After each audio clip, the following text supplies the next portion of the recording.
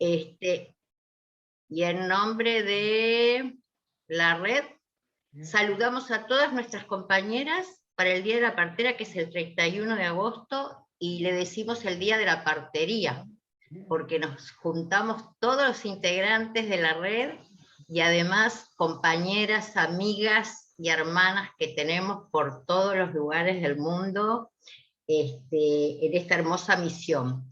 Hoy convocamos para este encuentro que se llama Haciendo Honor al Día y a esta maravillosa profesión, una profesión que es amada, el nacimiento como construcción social. Y tenemos el privilegio enorme y nuestro agradecimiento a María Elena Ramognini, que es antropóloga social, que es una verdadera maestra, a quien hemos conocido antes y bueno, es la autora de este conversatorio que vamos a llevar adelante.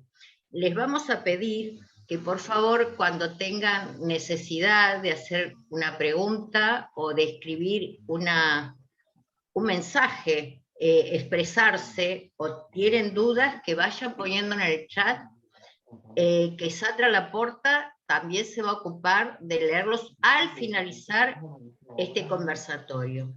Hola y muchísimas gracias por compartir. Las queremos, los queremos muchísimo. Gracias, Red.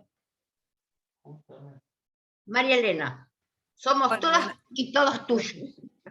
Buenas tardes, un gusto estar acá.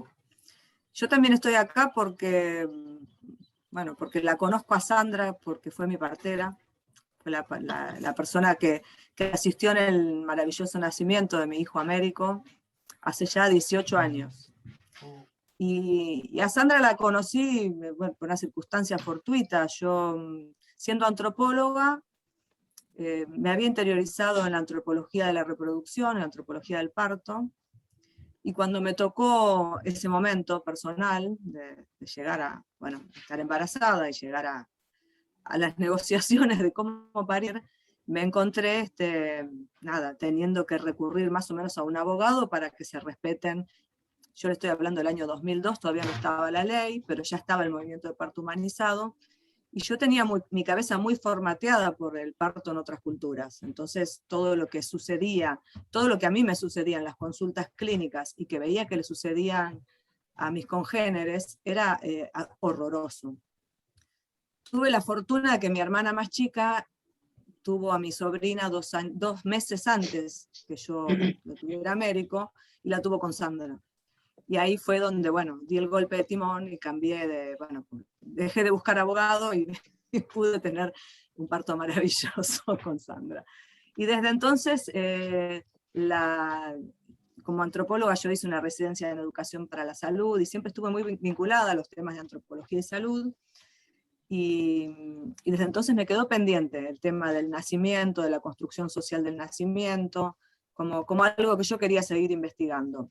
Y hace unos años empecé el doctorado en Ciencias Sociales y este es mi tema de tesis doctoral. Retomé este tema que me atravesó tanto en lo profesional como en lo personal, como no puede ser de otra manera porque no somos seres disociados. Y acá, me encuentro en el medio de mi investigación, retomé mi contacto con las maravillosas parteras y con Sandra, y acá estamos tejiendo estos encuentros, y lo que yo descubro día a día en las entrevistas que estoy haciendo, en los textos que estoy recorriendo, es la importancia de comunicar qué es lo que nos pasa, la importancia de volver a rescatar los saberes secuestrados, los saberes robados, los saberes que las mujeres perdimos sobre nuestros cuerpos. Fundamentalmente sobre nuestros cuerpos en torno a lo reproductivo. O sea, estamos cada vez más, a medida que esta civilización de la tecnología y de la crueldad avanza, cada vez más perdemos nuestro cuerpo, sobre todo las mujeres, así como se pierden los saberes sobre la tierra. No se pierden, en realidad son secuestrados por organismos multinacionales, por los laboratorios, por el poder. Es urgente la tarea de volver a ser palabra, imagen, abrazo, estos saberes que si no se van a perder, como el saber de la semilla, el saber del cultivo, el saber del parir, el saber de amamantar, el saber de criar, el saber de adoptar también, el saber de cuidarnos para no quedar embarazadas, o el saber de embarazarnos, el saber de menstruar. Todos estos saberes que parecen haber sido tomados por el poder farmacológico, por el poder económico, por el poder político. Así que celebrando este encuentro, les voy a compartir algunas de las cosas que yo estoy pensando y que me he encontrado en estos más de 20 años de búsquedas, exploraciones y experimentaciones, incluso con mi propio cuerpo, para que pensemos qué pasa con la escena del nacimiento y qué tenemos que hacer para volverla una escena de la vida humana y de la vida natural y de la vida, y que no sea tomado como algo patológico, como algo de riesgo, como una enfermedad, que es lo que viene sucediendo y lo que les voy a compartir. Perdóname, Marila, queremos pedirle a algunas que tengan los micrófonos abiertos que los apaguen, o que estén atentas a fijarse de apagar los micrófonos. Gracias. Bueno, les voy a compartir unas imágenes, un PowerPoint y después un videíto, y después de esta presentación la idea es que podamos charlar, conversar, que todas las preguntas que surjan las vayan volcando en el chat, así en la segunda parte de la charla lo conversamos. Bueno, espero que la tecnología no me falle, a ver si se ve. ¿Se ve bien? Sí, perfecto. Si lo agrandás, se ve todo. Lo agrando, está un poquito lento todo. Ahí, sí, hoy está bravo. Bueno, un poco mi idea es pensar el cuerpo como una continuidad de los territorios. ¿Y por qué? Esto es lo que vamos a ver un poco en la charla, ¿no? Yo tengo, mi marco teórico lo construyo en parte con elementos que tomo de la antropología, en parte con elementos que tomo de la teoría decolonial, y en parte con elementos que tomo del feminismo, más precisamente del ecofeminismo. Y de la antropología tomo esto, que la construcción de las desigualdades obedece a factores estructurales que son como, si podemos decirlo de alguna manera, inconscientes, o que son muy difíciles de detectar, y a factores históricos. Es decir, los factores estructurales siempre están debajo, y los históricos van cambiando, son los contingentes, ¿no? Una cuestión que es estructural en todas las sociedades patriarcales conocidas, que son la mayoría de las sociedades existentes, por lo menos que desde la antropología tenemos relevamiento y etnografiamos, la mayoría, digo, no todas, es que esta desigualdad de lo masculino como jerárquico y lo femenino como desvalorizado conforma lo que Rita Segato llama la estructura elemental de lo jerárquico. Es una estructura, es un factor estructural que funciona como algo molecular, como algo atómico, que está ya como que nos marca en el simbólico. Nuestra manera simbólica de construir mirada sobre el mundo viene con esta jerarquía, que es una construcción social, no es que esto esté en una molécula, es una construcción social, está en el universo simbólico, por lo tanto lo bueno es que podemos deconstruirlo. Esto yo tomo de la antropología, ¿por qué? Porque todas las sociedades, como les decía, la mayoría de las sociedades etnografiadas, presentan esta cuestión. Y quien descubre esto, que en realidad no se hace mucho cargo de su descubrimiento, pero lo describe, es este famoso antropólogo Claude Lévi-Strauss, muy conocido porque fue el que fundó el estructuralismo en la antropología, que él se da cuenta, en un libro que se llama justamente Estructuras Elementales del Parentesco, que las sociedades funcionan armónicamente si circulan los bienes materiales, los bienes simbólicos y las mujeres. Es decir, si circulan las riquezas, si circulan los conocimientos y la palabra, y si circulan los úteros, es decir, los bienes reproductivos. Claro, cuando los feminismos de los 60-70 le cuestionan a Lévi-Strauss, pero ¿cómo, doctor, cómo va a decir esto? ¡Qué barbaridad! Él se defiende y dice, bueno, yo no lo justifico, pero pero yo describo lo que encontré en las etnografías. O sea, las sociedades funcionan pacíficamente si hay circulación de estos tres elementos. En cuanto alguno de estos elementos se rompe, hay guerras, hay conflicto. ¿Y por qué circulan las mujeres?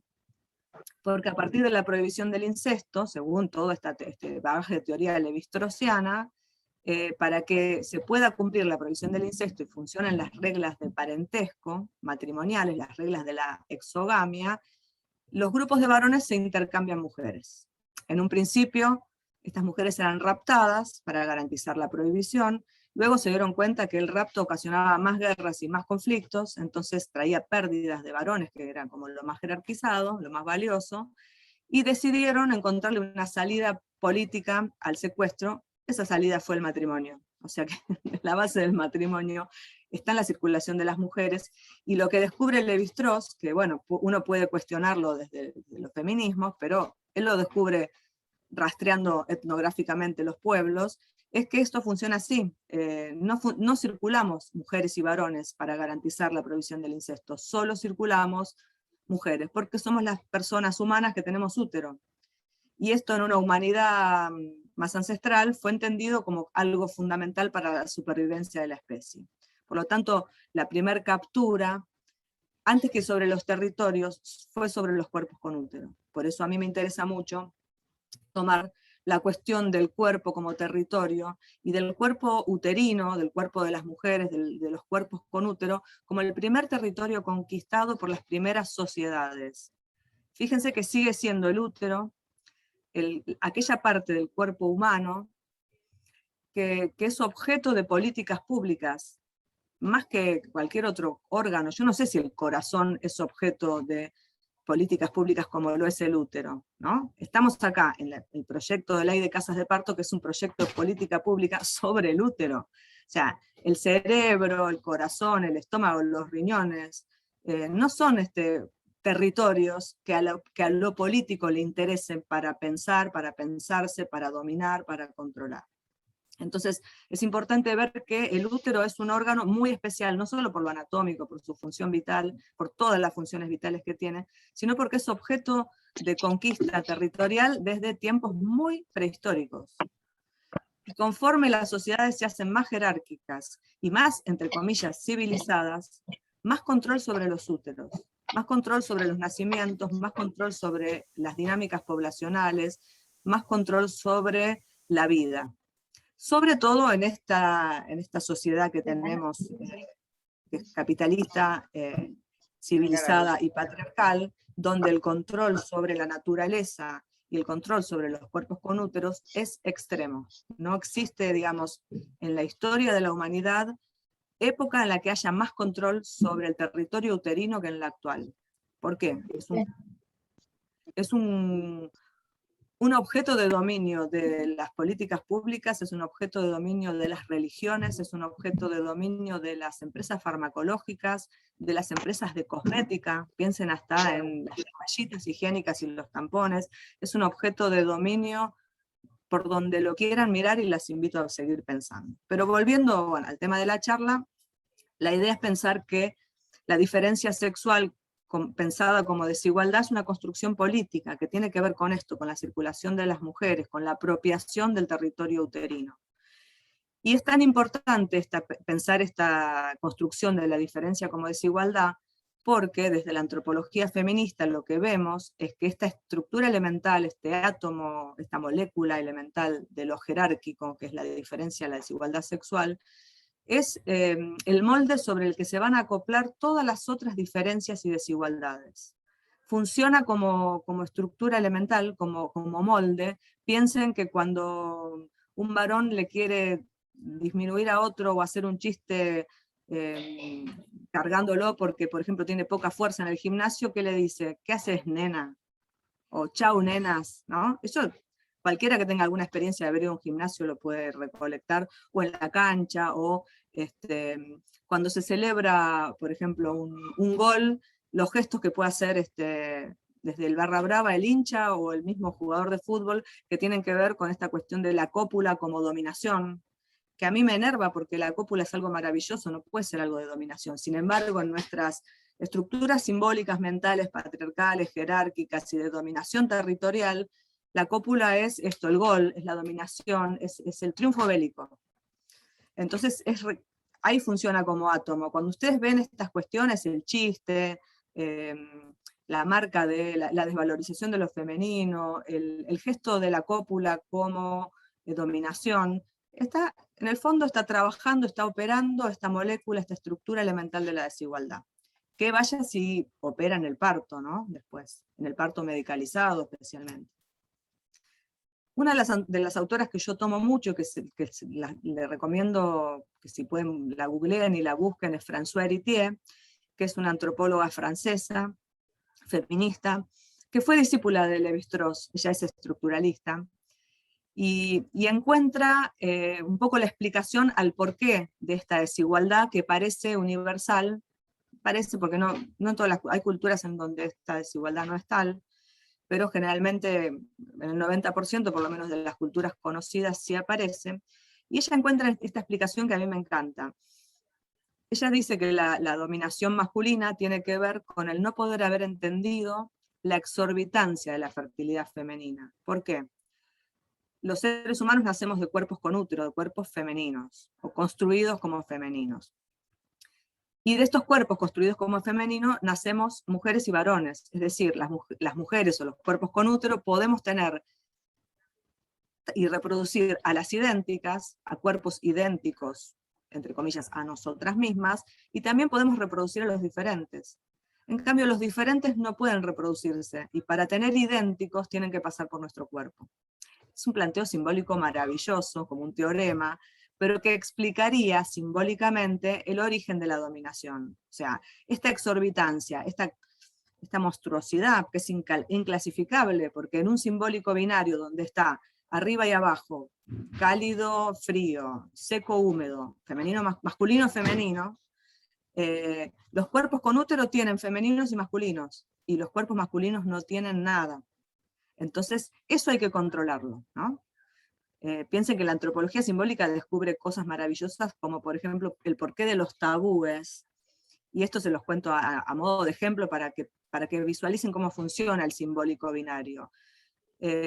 Ustedes saben que en los pueblos de Medio Oriente y del norte de África, la carne de cerdo es tabú y no se puede comer, ¿no? Entonces, tanto los árabes como los hebreos, los pueblos semíticos y los pueblos norafricanos no comen carne de cerdo.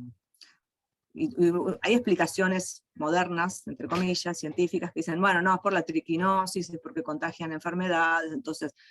Y en realidad una antropóloga simbólica, una de las fundadoras de la antropología simbólica, que se llama Mary Douglas, indagando, descubre, y estudiando mucho los mitos, que el cerdo en realidad es un animal que no se puede clasificar porque tiene un hocico como de perro y pezuñas de camello. Entonces, no corresponde ni al orden de los camélidos ni las cabras, tampoco corresponde al orden de los cánidos. Como es inclasificable, no encaja en un esquema binario, es demoníaco, entonces es prohibido. Parece que las mujeres también, como los cerdos, somos inclasificables, porque podemos reproducirnos en tanto que idénticas y podemos reproducir a los diferentes. Mientras que los diferentes, lamentablemente, tienen que venir y negociar con estos cuerpos con útero para tener algún semejante que los acompañe al pastoreo, a la guerra, o a la empresa que sea, ¿no es cierto? O a la consecución del apellido, si se quiere. Por eso, interesante hipótesis de Françoise Héritier para explicar un poco el porqué de la tan universalidad de la dominación masculina. Después, bueno, hay un montón de otras teorías. Pierre Bourdieu tiene un maravilloso ensayo que se llama precisamente La dominación masculina, en donde analiza un montón de estas cuestiones. Rita Segato nos va a decir que el género es la violencia, y es una interpretación fantástica, como todas las cosas que dice y hace Rita, y aparte despasteuriza un poco lo que son las teorías de género, porque en la medida que hay género, estamos hablando que hay subordinación y hay jerarquía, entonces si hay jerarquía, hay violencia, y eso no hay tutía. Y también otro aporte de la antropología es esto, pensar que las categorías sexuales son construidas socialmente, y que la categoría de lo femenino o la categoría mujer, de todo aquello que sea feminizado, son las categorías sociales que más subordinación tienen, son las más subordinadas de todas, repito, en las sociedades patriarcales, que son la mayoría de las sociedades que nosotros conocemos. Aunque hay otras, pero eso daría tema para otra charla, que si quieren la programamos, pero no me quiero ir por las ramas, que tengo bastante costumbre de hacerlo. Lo central es que pensar este binomio masculino y femenino es falso, no existe tal opuesto. ¿Puede existir un opuesto entre lo frío y lo caliente? Sí. ¿Entre lo seco y lo húmedo? Sí, porque son complementarios, son dualismos. Lo femenino y lo masculino no existen, porque la especie humana es una especie hermafrodita, es una especie que tiene dos sexos para garantizar la diversidad de la especie, para garantizar la diversidad genética, como cualquier especie sexuada. Por lo tanto, hablar de masculino y femenino como oposiciones a la manera del día y la noche, de lo frío y lo caliente, y de lo húmedo y lo seco, es una falsa analogía. Porque lo femenino no es húmedo y lo masculino no es seco. Lo masculino no es el sol y lo femenino no es la luna. En todo caso, la humanidad es femenina y masculina, sean hombres o mujeres, o lo que fuera, y ambos, o todos, o toda la diversidad de opciones sexuales que se les ocurran, podemos ser el día y la noche, lo seco y lo húmedo, lo frío y lo cálido. Entonces es re interesante pensar esto para salirnos de falsas antinomias que se escuchan por ahí o se ven en revistas de circulación así masiva, de, bueno, rescata tu parte femenina, o todos tenemos femenino y masculino son construcciones sociales. Y son elementos simbólicos, no están en la naturaleza. En la naturaleza lo que hay es diversidad y, como les decía, androginia, si se quiere, o hermafroditismo. Está todo, y es uno. La flor tiene las dos partes. A mí me encanta la imagen de pensar una flor. La flor tiene la parte femenina y la parte masculina, y es el mismo órgano, es una flor. Y la parte masculina de la flor nunca le pegó a la femenina, ni le dijo que era superior, ni que era lo seco y la otra era lo húmedo. Es la flor. Y las especies sexuadas somos una flor, con dos partes, pero somos la misma especie, o sea, inseparables, complementarios y necesarios para la reproducción y para la supervivencia. Bueno, esto ya se los dije. Eso como cosa más antropológica, más estructural. Vamos a lo histórico. La última cosa estructural que les digo es, en nuestras culturas patriarcales, tenemos el mandato bíblico del parirás con dolor, que a mí siempre me llamó la atención. ¿Por qué aparece el parirás con dolor después de que Eva se robó la manzana? ¿Se ve que antes no paríamos con dolor? ¿O hay otras sociedades que no tienen dolor al parir? ¿No les queda la duda de qué pasó? Porque pareciera que aceptamos que el dolor es indisociable del parto y del nacimiento y de la sexualidad femenina, cuando en realidad aparece como mandato bíblico hace menos de 5.000 años, o ponele un poquito más de 5.000 años, 5.500 años. La historia de la especie Sapiens, y algunos la datan en 250.000 años, otros en 100.000, otros en 400.000. O sea, 5.500 años, 10.000 años contra 250.000, es un montón, no llega a ser 5%. Sin embargo, aparece en nuestra percepción occidental muy asociado el dolor al parto. Pero también desde la antropología hemos descubierto, a partir del estudio con registros de los cronistas de India que acompañaron la conquista de América, de los viajeros de las colonias, que las indígenas de América no parían con dolor. Esto les llamaba mucho la atención a los jesuitas y a los dominicos que venían a la conquista de América, y también les llamaba la atención a los viajeros coloniales del siglo XIX, de fines del siglo XVIII, principios del siglo XIX, que las indias de América, de las Américas, parecían parir como algo más de su vida, incluso divirtiéndose. Y era entre mujeres, en cuclillas, y están en las crónicas son fantásticas, porque estos españoles, ya sean los jesuitas como los viajeros, decían, después ya contesto las preguntas, vayan tomando nota, escriben en sus crónicas, estas mujeres saben cómo parir, parece que las mujeres de las Américas no les duele, y además conocen sobre anticoncepción y aborto, no lo llamaban anticoncepción, pero conocen cómo cuidarse de los embarazos y cuántos hijos tener, cosa que las mujeres europeas habían empezado a perder, iban perdiendo, y cada vez perdimos más, las mujeres modernas y civilizadas. Entonces vamos a lo histórico.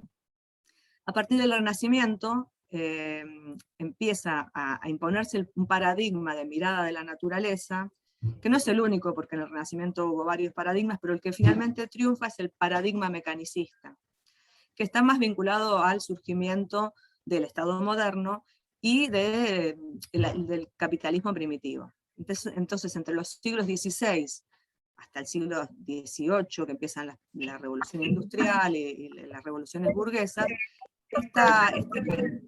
me gustó, hay muchas así que más allá de lo que podamos charlar después, para mí lo que tiene que ver con la perspectiva de género es anterior.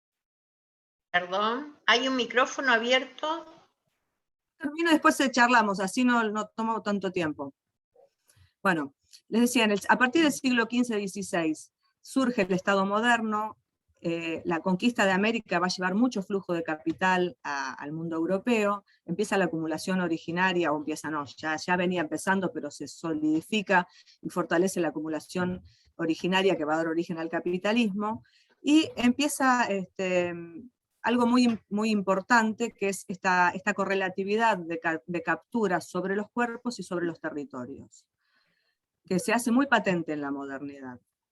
Y una de las cosas que una autora que a mí me encanta, que Silvia Federici va a escribir fantásticamente en Calibán y la bruja, es que de la transición del feudalismo al capitalismo, ella lo llama acercamientos, se van a dar una serie de acercamientos que básicamente se estructuran sobre las tierras, acercamientos sobre las tierras campesinas que van a ser tomadas y privatizadas, y van a dar origen a los latifundios, los acercamientos sobre las tierras de las conquistas extraterritoriales ultramarinas de América y de otros lugares del mundo, los acercamientos sobre los saberes y los acercamientos sobre los cuerpos de las mujeres.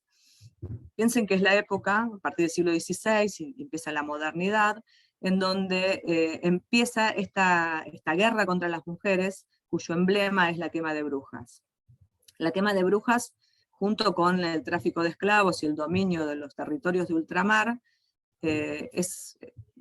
son emblemas de este acercamiento sobre cuerpos, territorios y saberes. Las brujas eran mujeres que sabían, eran mujeres que sabían sobre los ciclos reproductivos, eran mujeres que controlaban los úteros, que sabían del control uterino. Y a un Estado moderno que va a ver en el crecimiento de la población la principal fuente de riqueza, porque el Estado moderno, que empieza su semilla incipiente en el siglo XVI y sigue creciendo hasta la actualidad, va a entender que con el aumento de la población se domina el mundo, porque se tienen brazos para las guerras y la conquista, y se tienen brazos para las incipientes manufacturas. Entonces, si hay mujeres que saben de cómo no tener hijos o cuántos hijos tener, son muy peligrosas. Las brujas eran parteras, eran comadronas, eran mujeres sabias, eran rebeldes. Y entre el siglo XVI y el siglo XVIII, en Europa y en América, se estima que se quemaron, esto lo dice Silvia Federici, alrededor de 6 millones de mujeres. Fíjense qué genocidio, que muy poco figura en los libros de historia, ¿no? ¿Cuántos saberes, me pregunto yo, y no lo sé la verdad, pero está bueno que nos hagamos la pregunta, cuántos saberes sobre nuestra sexualidad, sobre nuestros partos, sobre nuestros cuerpos y sobre nuestros úteros se perdieron y se quemaron en la hoguera? Entonces, veamos cómo surge la propiedad privada, la conquista de América, el tráfico de esclavos y el control uterino en el mismo momento. Y da para pensar, ¿no? Bueno, esto ya lo venía diciendo, esto también es un poco más de lo mismo. Vamos a ver, un poco, bueno, esto lo tomo de Silvia Federici, también de Boaventura de Sousa Santos, que hablan de que los pilares del Estado moderno son estos: el racismo, el sexismo y el mercantilismo. Y le podemos agregar también el antropocentrismo, que es algo que nos va a decir el ecofeminismo, y ahí tenemos completo el cuadro de cómo la mirada moderna se sesga en esta estructura elemental de la desigualdad. Entonces, el hombre por encima de la mujer, el hombre por encima de la naturaleza, y el hombre blanco y europeo por encima de los otros hombres y de las otras mujeres de los otros pueblos, ¿no? El antropocentrismo, el racismo, el sexismo y el mercantilismo como los pilares del Estado moderno, y también como los pilares de nuestra subjetividad moderna, de los modos de pensar la vida, de los modos de pensar los cuerpos, de los modos de pensar los procesos corporales, y en esto entra de los modos de pensar el nacimiento, el parto, la reproducción, la sexualidad, la vida. Los desafíos que tenemos son descolonizar los saberes y las prácticas, descolonizar nuestras mentes, nuestras formas de pensar el mundo, la vida, los cuerpos, los procesos vitales, desmercantilizarlos, despatriarcalizarlos, desmantelar toda cuestión jerárquica que esté interrumpiendo los procesos de la vida, y esto sobre los cuerpos, sobre los territorios, sobre los saberes, sobre los tiempos y sobre la vida toda, ¿no? Lo que cuando nosotros pensamos desde todos estos marcos teóricos que les estoy compartiendo, cuáles son los desafíos que tenemos, y bueno, son los desafíos sobre cómo deconstruimos y repensamos todo aquello relacionado con la reproducción, no solo de nuestra especie, sino de las especies todas, incluso la reproducción y la producción de alimentos, que en este momento es un tema que está tan en boga, cómo pensamos la vida, cómo pensamos la fertilidad, cómo pensamos la relación entre cuerpos y naturaleza, y de qué manera desde las micropolíticas, desde las microacciones cotidianas, podemos generar, que es acá donde yo tengo mucho entusiasmo, porque la verdad que creo que es desde lo micropolítico que podemos hacer la diferencia y empezar a vivir mejor, por lo menos liberando oxitocina por la alegría que nos da. Bueno, es posible sacarle el cuerpo al poder, es posible generar modos de relacionamiento con los otros seres humanos y con la naturaleza que no sean crueles, que sean de compartir la experiencia, esta aventura en el planeta, este tiempo que nos toca de vida.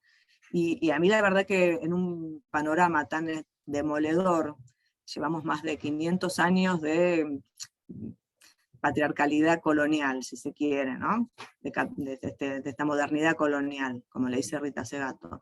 Llevamos más de 5.000 años de patriarcado bíblico, más de 10.000 de patriarcados neolíticos agricultores.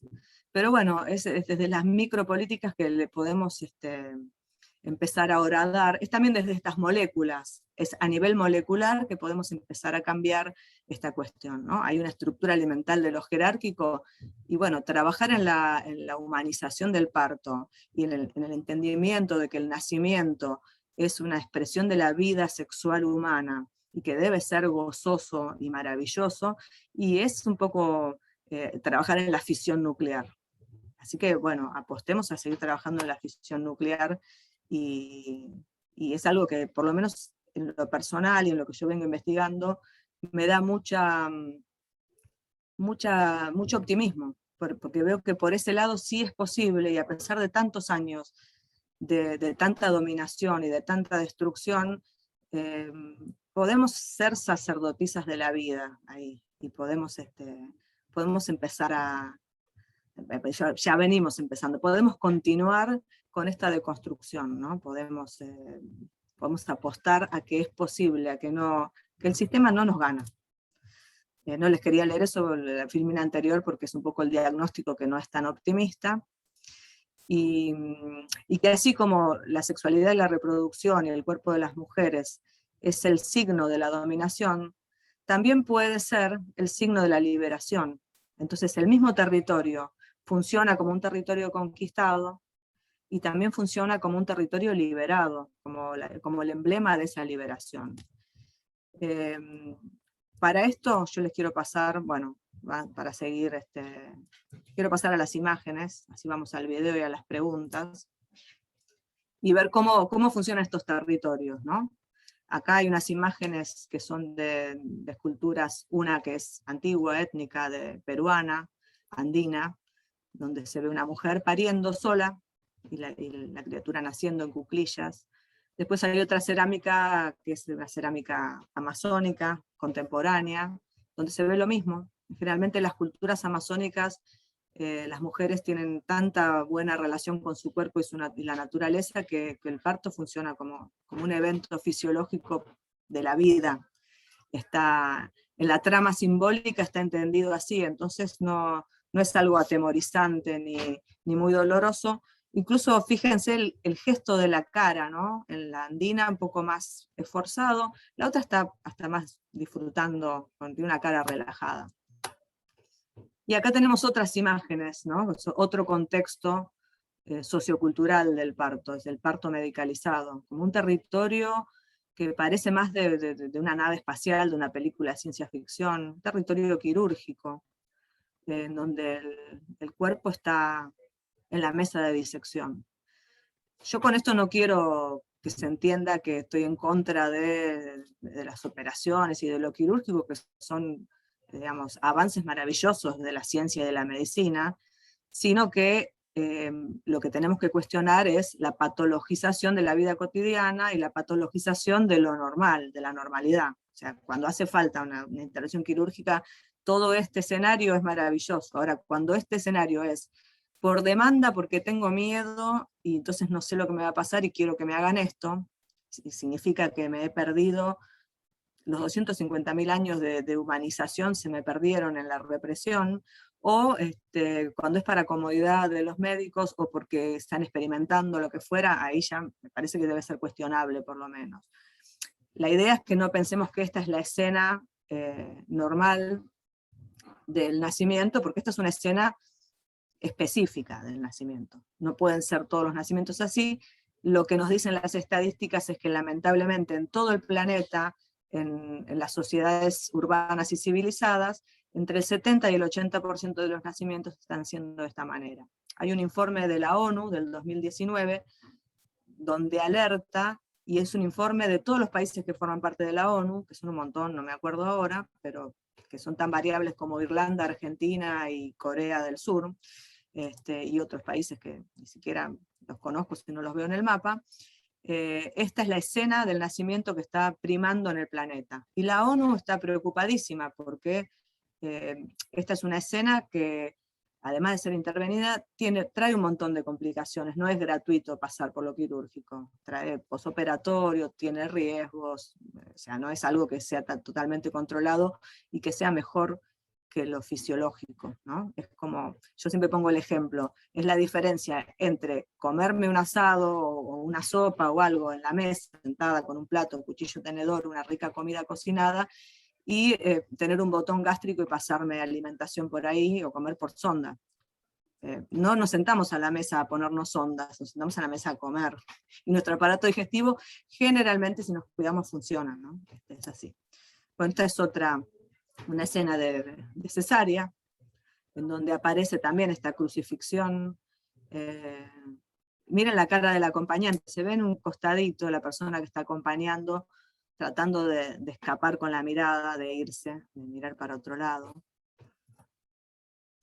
Acá no sé si se ve muy bien la foto, pero también es una escena no de cesárea, de parto en decúbito medicalizado, donde está la crucifixión, están las piernas atadas y los brazos también están inmovilizados, y hay una persona que acompaña o espera que está afuera, no sé si la ven, en la sombrita de la sala que está por fuera de la iluminación.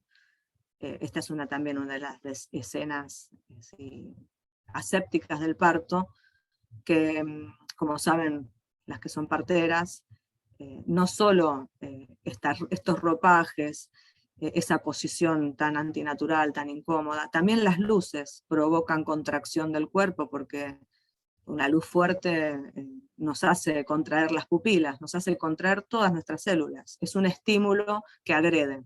Entonces, en un momento donde todo tiene que abrirse y dilatarse, ya la luz, olvidémonos de la situación de quirófano o de sala séptica, la luz también es un factor que hay que tener en cuenta, como ustedes saben.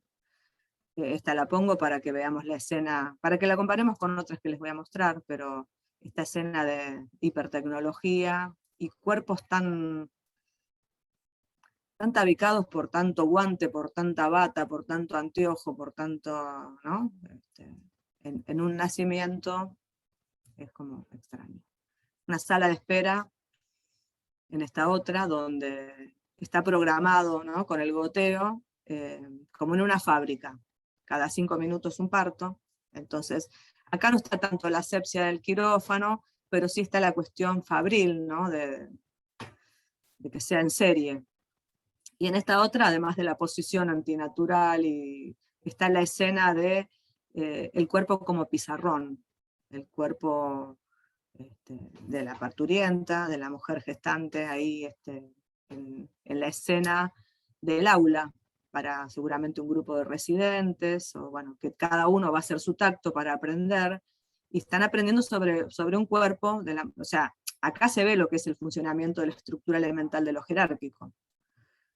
No hay otras maneras de aprender, ustedes saben que sí, pero, y las parteras tradicionales, las parteras indígenas, las parteras quemadas en la hoguera desde el siglo XVI al XVIII, no aprendían de esta manera, porque la manera de construir saberes de las comunidades femeninas, y esto también nos enseña el ecofeminismo, esta cuestión, es una manera de construir saber a partir de la empatía con la naturaleza, de la empatía con la semilla, con los animales y con los cuerpos, no de poner el cuerpo en la mesa de disección, que esto sí es bien típico de la modernidad, que disecciona los cuerpos, ¿no?, que hace la vivisección, de la modernidad que roba cadáveres. En el siglo XVI se robaban cadáveres de las tumbas para estudiar anatomía, que está buenísimo estudiar anatomía, pero que luego el estudio de la anatomía no se puede llevar al tratamiento de lo vivo.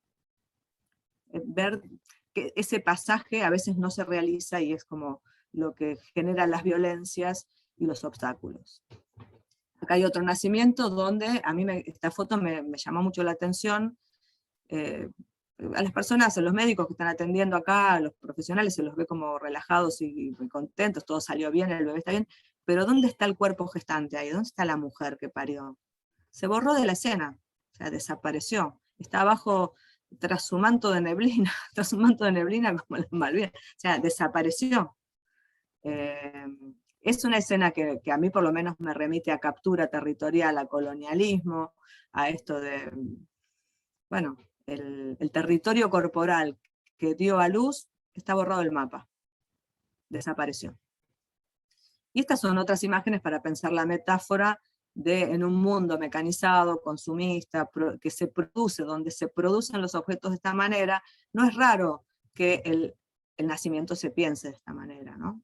En la producción serial, en los tiempos, en la mecanización, esto de lo que tanto habla Robbie Floyd, ¿cómo se llama? David Floyd, la gran antropóloga y teórica norteamericana, que habla de esta cuestión, ¿no?, la mecanización del nacimiento. Ahí se escuchó algo. Bueno. Estos contextos y paradigmas nos llevan a pensar nuestro cuerpo como separado, como fragmentado, como parte de una cadena de montaje. Algunas escenas también donde se ven los impactos de la medicalización, y las incomodidades, y la necesidad de medicaciones cuando no es necesario. Y otras en donde empieza a haber un diálogo de saberes, ¿no? Una articulación entre, bueno, podemos integrar saberes que tomamos de otros pueblos, de otras experiencias, y las podemos traer a la escena del centro de salud, del hospital, de la casa de partos, y que también está bueno y es válido. En estas escenas lo jerárquico se ve modificado. Ya no hay quien sabe por encima del cuerpo, sino que está el cuerpo gestante en el centro de la escena, ¿no? Acompañado, abrazado, asistido. Esta es otra escena que nos habla de esta interculturalidad y de las bonanzas de incorporar la sabiduría de otros pueblos al respecto, que es mayor que la nuestra. y otras posiciones. En esta foto a mí siempre me gustó el tema de la luz, ¿no? Como esa luz suave que invita a la apertura, que no nos hiere con su potencia, sino que invita a la apertura del cuerpo.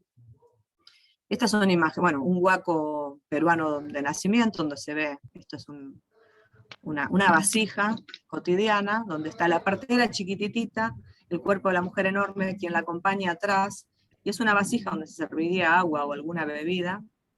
El otro es un dibujo hecho por viajeros y cronistas de Indias, de un parto amazónico, ¿no? Es un parto vertical, separado, donde muestran las otras posiciones.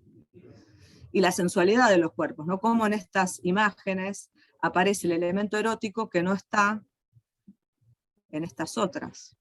El erotismo de acá puede ser que sea necesario y todo, pero desapareció. En estas otras imágenes hay una vuelta al erotismo, ¿no? Y en esta última también aparece, esta es una artesanía amazónica que se vende como souvenir, donde muestra cómo es el parto autoasistido de mujeres de alguna tribu amazónica, que no sé, desconozco su nombre, pero que es así como algo muy, muy popular y muy típico. Y ahí en cada figurilla hay una posición distinta, el bebé saliendo, el bebé ya salido con el cordón, en el otro están cortando, no sé si se ve la de más atrás, está cortando el cordón con los dientes, y ya la placenta está afuera. No, son maravillosas porque son escenas que ilustran y que enseñan cómo es el nacimiento, sin que ningún cuerpo sea descuartizado en el proceso. Para terminar, antes de pasarles el videito, les comparto estos grafitis de las mujeres creando, que son un grupo feminista de Bolivia que es maravilloso, ¿no? Y que tienen esta mirada decolonial sobre la sexualidad femenina. Y este último, ¿no? Ni la tierra ni las mujeres somos territorio de conquista. Para pasar al video les voy a dejar de compartir y voy a encomiarme a los dioses de la tecnología, a ver si es posible que salga. Les voy a pasar un pequeño videito y después abrimos la ronda de debate.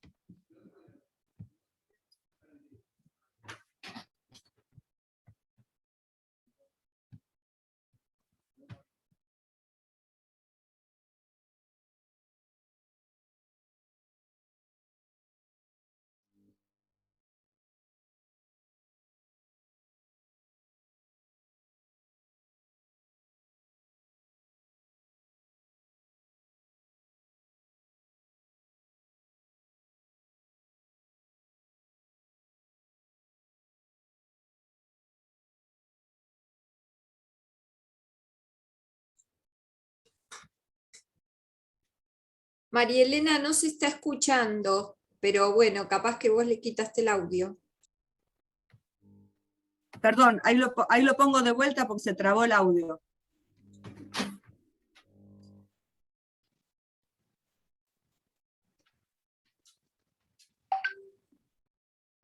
No, no se escucha. A ver. A ver, esperen, voy a sacar el micrófono, a ver si...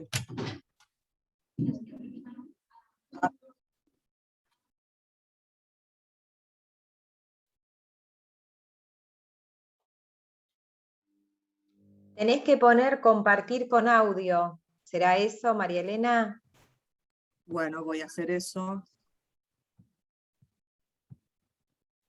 Pero no me sale otra... Si no, deja de compartir, tenés que dejar de compartir, ¿sí? Inclusive el PowerPoint, y volvé a abrir desde tu compu y desde ahí volvés a compartir. Y fíjate de tener el sonido en volumen alto. Tengo en alto, no sé si saqué los auriculares recién, a ver si ahora funciona. No, pero volvés a compartir y poné compartir con audio. Te va a aparecer la opción. Compartir sonido. Bien. Les pido disculpas, pero la verdad que me supera. No, pero nos supera todo acá. Está bueno.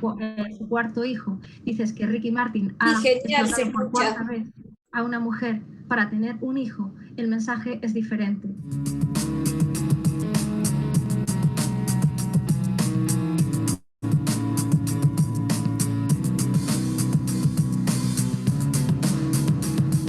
se hizo una orden especial a través del gobierno ucraniano y luego, digamos, firmado por la embajada española en Kiev, bueno, pues pudieran subirse a ese avión. Y en ese avión se subieron 7 parejas, en este caso, heterosexuales, que traían 7 criaturas compradas a través de vientres de alquiler. 7 parejas han logrado salir de Ucrania, sin embargo, otros muchos españoles y españolas que estaban estudiando, que estaban de viaje o demás, bueno, pues ni siquiera han podido y ellos sí que están atrapados. Y bueno, lo que se ha logrado es que 7 parejas más nuevamente hayan vulnerado la ley en España. En España ya está regulado, no se pueden comprar ni vender bebés.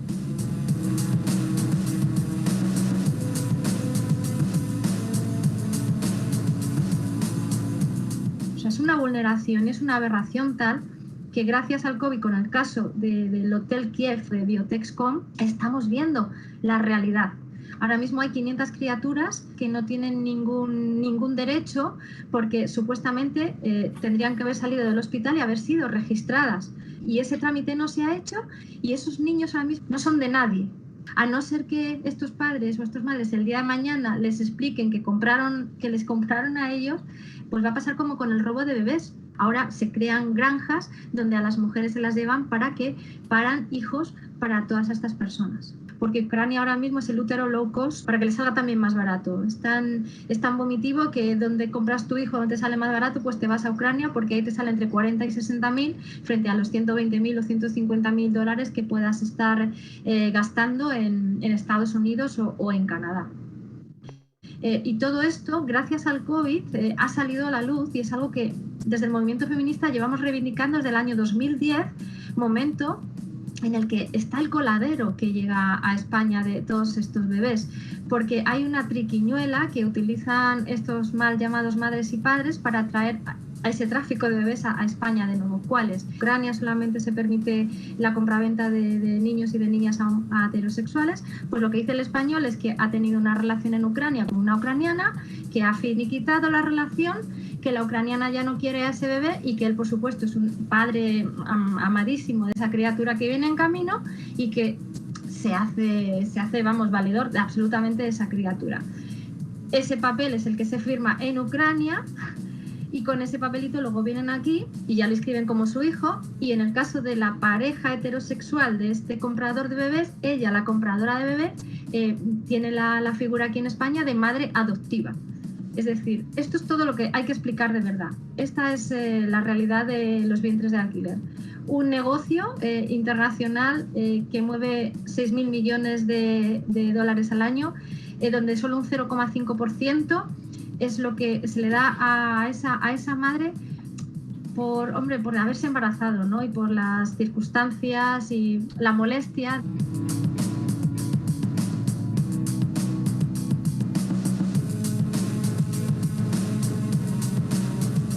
Bueno, pues lo que hacen es tener absolutamente todos los derechos sobre qué come esta mujer, el que no tenga relaciones sexuales, la sacan de su lugar en el que están viviendo para llevarlas a estas granjas y allí les dan un menú determinado. En el caso de que haya embarazos múltiples y que luego a lo mejor estas personas digan que no quieren dos hijos, sino que quieren uno, bueno, pues tienen también la potestad para que se haga un aborto a esta mujer. Y en estas granjas además utilizan técnicas de secta a las que desprograman en el cerebro de estas madres el decir que ellas simplemente son los objetos en donde están residiendo esas nuevas vidas, pero que no son sus madres, y donde su único objetivo es que esa madre se embarace y que luego entregue esa mercancía en perfecto estado. Porque nos encontramos con casos de donde, bueno, vienen criaturas con malformaciones o llegan a nacer y esos padres, esas madres que tanto querían a sus criaturas, dicen que no los quieren, que no las quieren. Entonces es denigrante. Y estamos hablando de mujeres a las que el proceso siempre es a través de cesárea, porque es muy cómodo para estos compradores de bebé decir tengo esta fecha, bueno, pues que lleguen en esa fecha con su avión tranquilitos y en el mismo paritorio, esa cesárea, en ese mismo momento se le arranca a esa madre, a ese bebé y se le entrega a estas personas.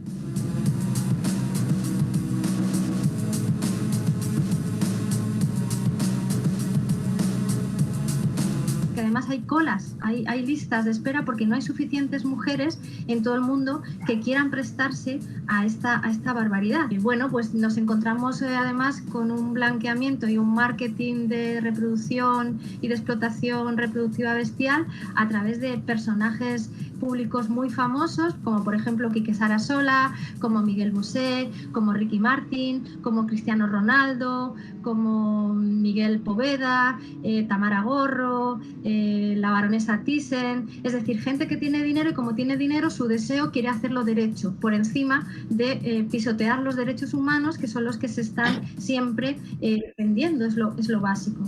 Porque si tú en lugar de decir que Ricky Martin ha tenido su cuarto hijo, dices que Ricky Martin ha explotado por cuarta vez a una mujer para tener un hijo, el mensaje es diferente. Y porque además todas esas mujeres podríamos ser cualquiera de nosotras en estos momentos, que imagínate, nos hemos quedado sin trabajo, no tenemos posibilidades económicas de sacar a nuestra familia adelante, y esta sería una posibilidad.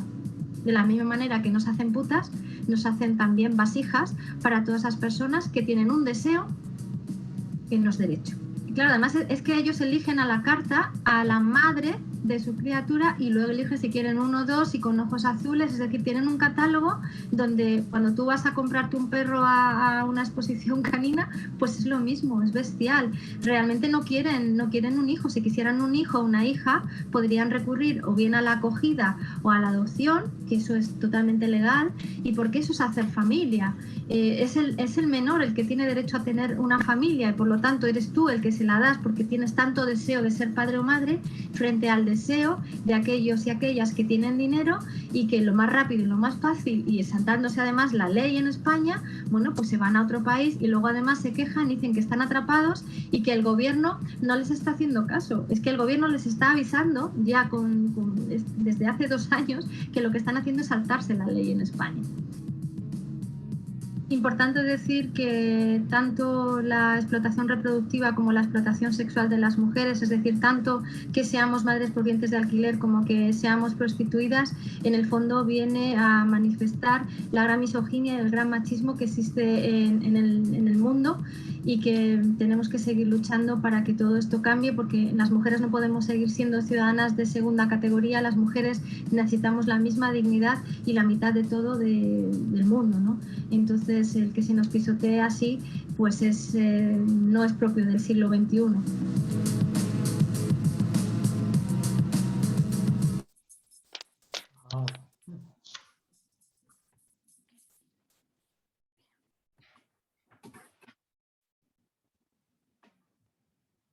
Bueno, y ya se terminaba, por eso lo corté.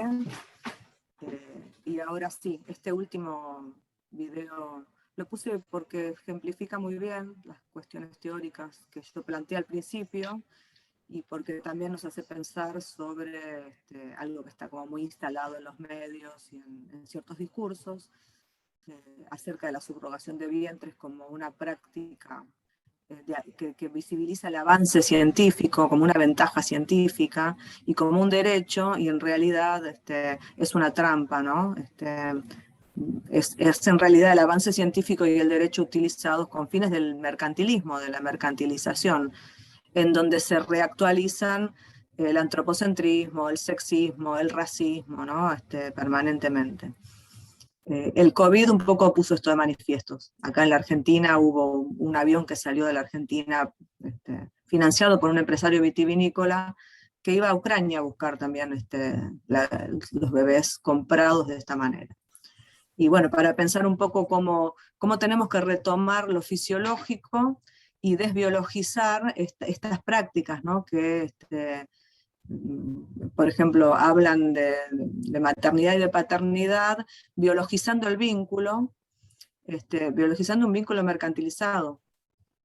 Entonces, bueno, presenta una situación paradojal que me parece que es sumamente interesante para pensar todas las tramas de significación que se tejen alrededor de los cuerpos, sobre todo de los cuerpos gestantes, de los cuerpos feminizados y femeninos, y de la reproducción y de la vida.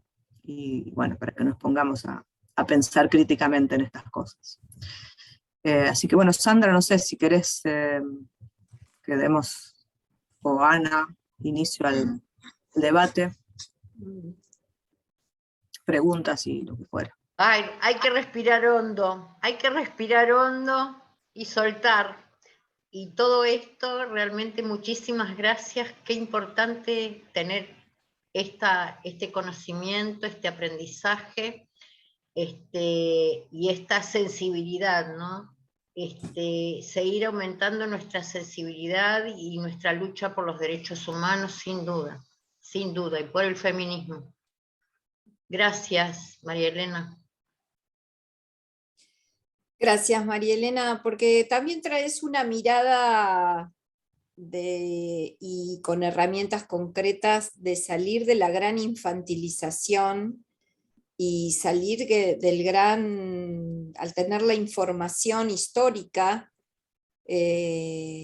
salimos también de un lugar de ingenuidad que muchas veces las mujeres, por educación, por cultura, se va teniendo y se va construyendo. Entonces, cuando se llega a la hora de parir, siempre comentamos nosotros entre las parteras, ¿no? En esta línea, que también qué le pasa a las mujeres. La pregunta es, siendo mujeres, ¿qué nos pasa a las mujeres? ¿Qué les pasa a las mujeres cuando creen un discurso armado, estructurado?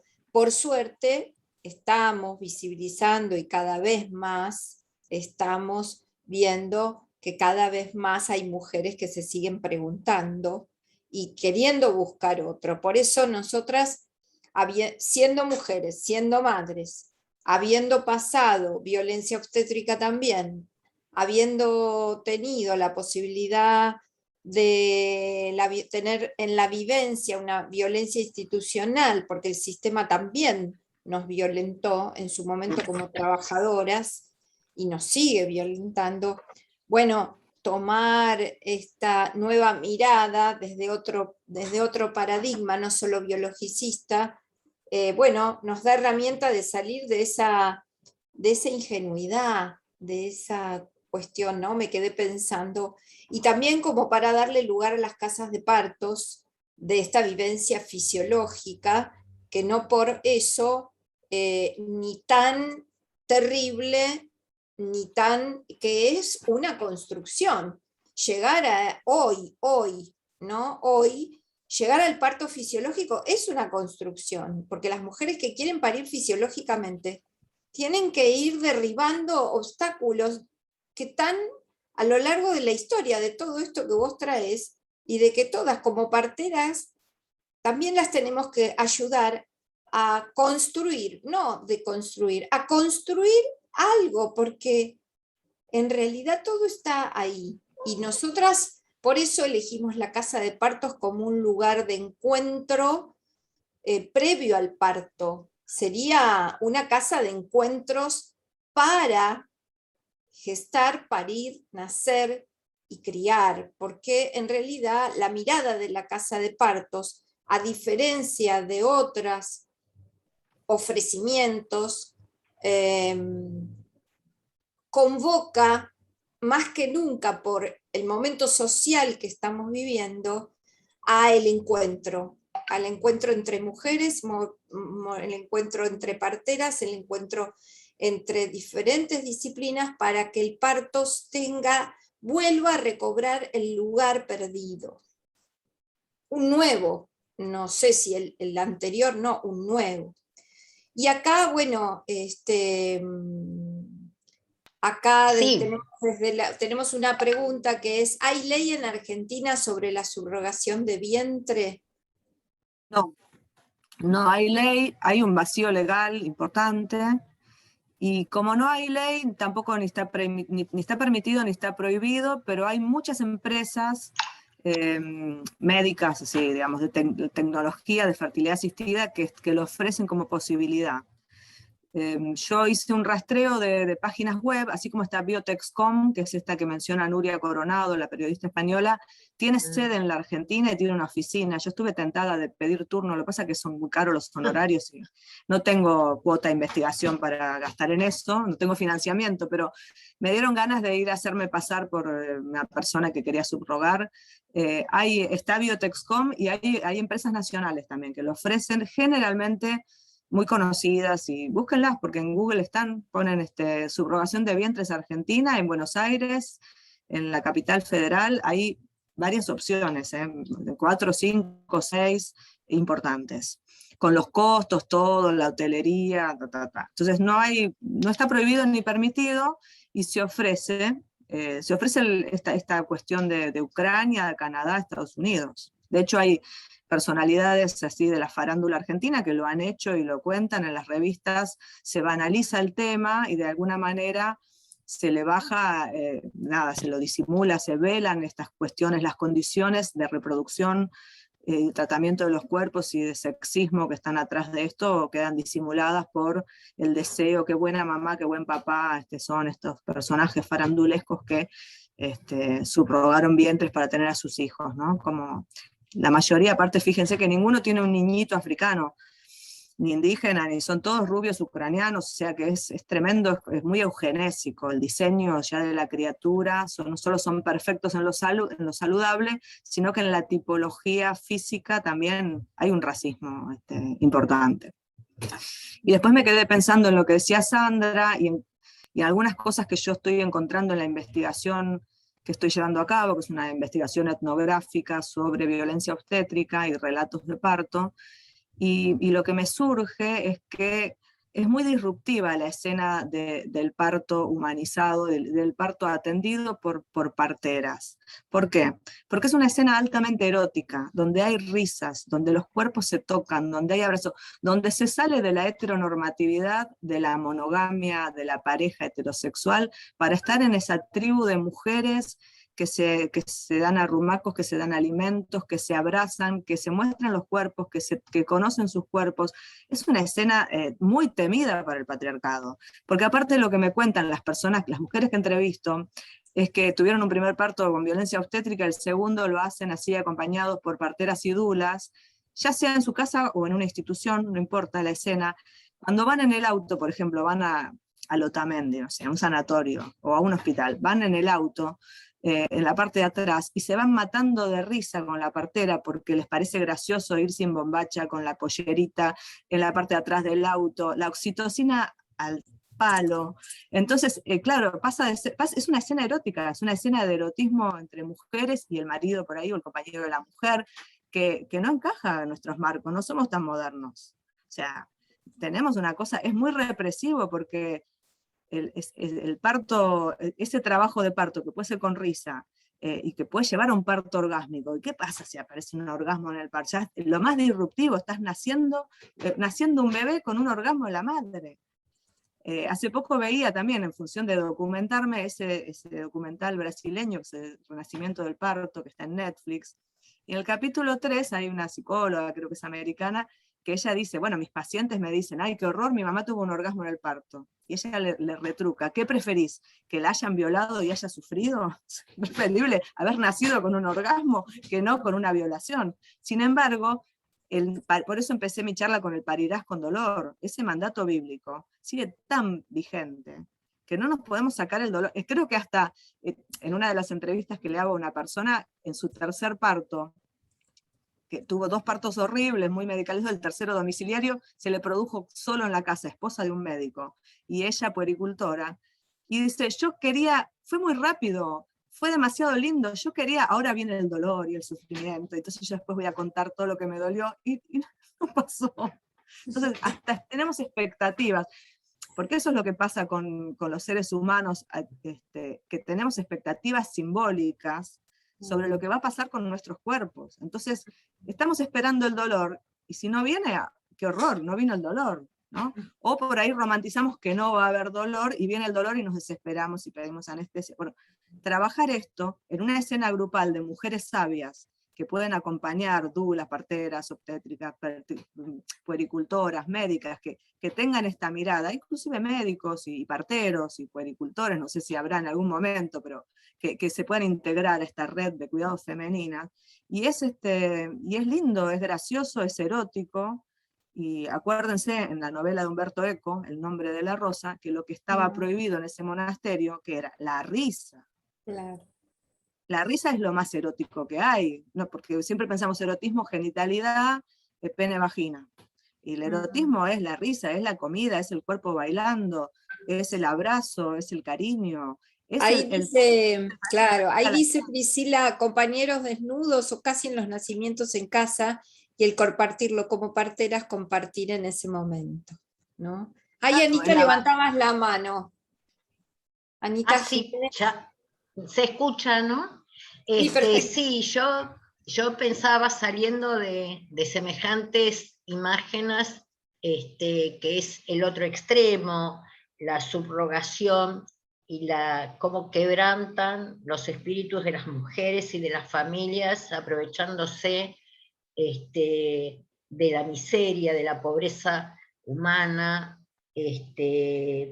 volver de nuevo, ¿por qué una casa de partos, como dice Sandra? Salir de esa ingenuidad, y a mí me gustaría agregar, crear una nueva versión. Lo que estamos intentando, y me parece, espero que lo podamos lograr hoy todos juntos, un poquito, lograr otra versión, que es el nuevo paradigma, que es la construcción del nacimiento social. Y un nacimiento social da en una casa de partos.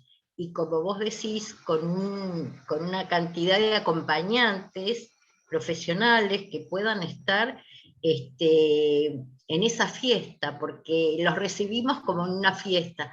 Y las que trabajamos en casas de parto, que tuvimos esa gran oportunidad, realmente, más allá de que tenemos un entorno social difícil, en este momento la trascendencia nos llega y lo disfrutamos todos juntos, o lo lloramos todos juntos, pero va a haber una comunidad que acompañe, y que da como ese entorno de mucho amor y de mucha luz.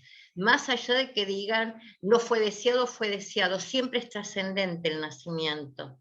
Y eso para una mujer y una familia es como la huella digital, como el ADN que se transmite. Entonces, desde ahí queremos la nueva versión, la versión de un nuevo paradigma, que el parto y el nacimiento son libres y sociales. Esa es una forma de empezar a trabajar más desde, como vos decís, la fisiología, la autorregulación del cuerpo propio, que está trascendiendo, que está viviendo este proceso, y bien acompañado, y en un refugio. Una casa de partos también puede ser un refugio para una mujer y una familia. Bueno, muchísimas gracias.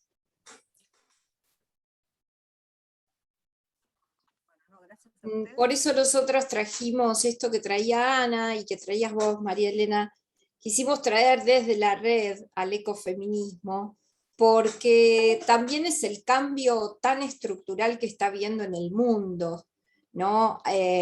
Más semilla que un niño que está ahí viniendo al mundo es el comienzo. Y esto está pasando en todos los órdenes, está pasando en la madre tierra. Cuando hablamos, el planeta no puede más, se tiene que reciclar, limpiar los océanos, limpiar las tierras.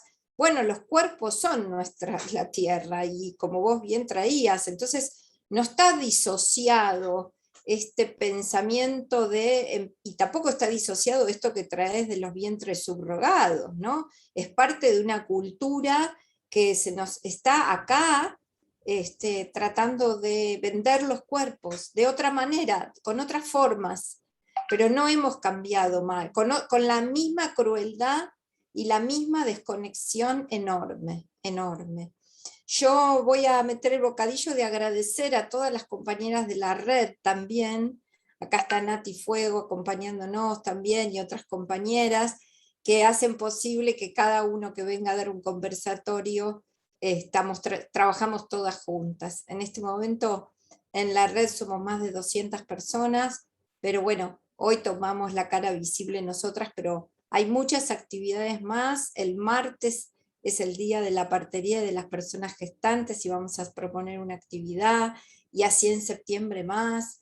Y bueno, les dejamos abierta la posibilidad de que si alguna quiere abrir el micrófono y preguntarle algo, nos quedan 5 minutos más o menos, Y bueno, las dejamos para terminar, y si no terminamos, María Elena o Nati, si querés decir algo representando a la red.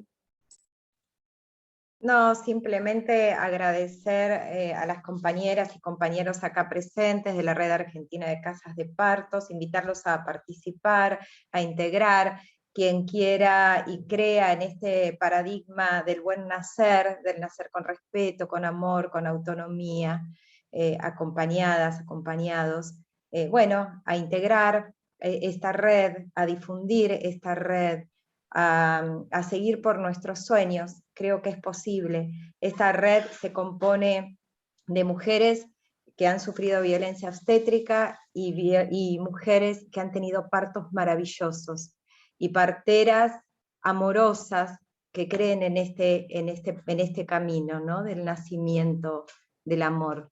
Así que agradecerte en nombre de la red, María Elena, este aporte interesantísimo. Yo he aprendido un montón y he anotado un montón, acá está mi papel, así que decirles también que va a quedar grabado, que lo vamos a subir en nuestra página de la red, y bueno, para que lo puedan seguir disfrutando. Y nosotros, en general, cuando terminamos una actividad, hacemos este signo que es de las casitas, como presagio de lo que va a venir, que son las casas de partos. Así que las invitamos a todos a abrir las cámaras para que yo pueda tomar una foto haciendo nuestro signo. Ahí va. ¿Me pones la música?